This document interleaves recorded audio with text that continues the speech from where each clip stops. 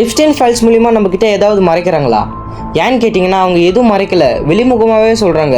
But நம்மளால் அது ஒன்றுமே பண்ண முடியாது. ஏன்னா பவர்ஸ் எல்லாமே அவங்கக்கிட்ட தான் இருக்குது. எப்ஸ்டைன்ஸ் ஃபைல்ஸ் எல்லாம் ஒரு பக்கம் இருக்கட்டும், இதுக்கு பின்னாடி நடக்கக்கூடிய விஷயங்கள் நம்ம கவனிக்க தவறோம். ஏன்னா எப்ஸ்டைன் ஃபைல்ஸில் நிறைய பில்லியனர்ஸோட பேர் இருக்குது. அதில் ஒருத்தர் தான் மார்க் ஜக்கர்பர்க். இந்த Mark Zuckerberg founder of Meta, எல்லாருக்கும் தெரியும். அமெரிக்காவான 50th ஸ்டேட்டான ஹவாய், இது நீங்கள் யுனைடெட் ஸ்டேட் மேப்பில் பார்த்தீங்கன்னா இருக்காது.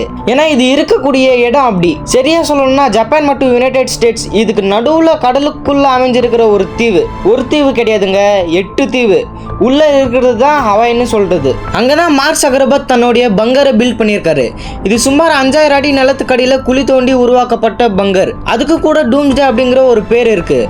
டூம்ஸ்டே அப்படின்னா மீன் தான் எல்லாருக்கும் தெரியும். இது இவங்க பண்ணுறதெல்லாம் பார்க்கும்போது ஏதோ ஒரு மிகப்பெரிய அழிவுக்கு தயாராகிட்டு இருக்கிறோம் அப்படிங்கிற மாதிரி தோணுது. ஏன்னா மார்க் ஜக்கர்பர்க் மனிதர்களால் அவ்வளோ சீக்கிரம் ரீச் ஆக முடியாத தீவுக்குள்ள பங்கர் ஏன் உருவாக்கணும்? அண்ட் இவர் மட்டும் கிடையாது, நிறைய பில்லியனர்ஸ் நியூசிலாண்டில் பங்கர்ஸை உருவாக்கியிருக்காங்க. இதெல்லாம் எதை குறிக்குது?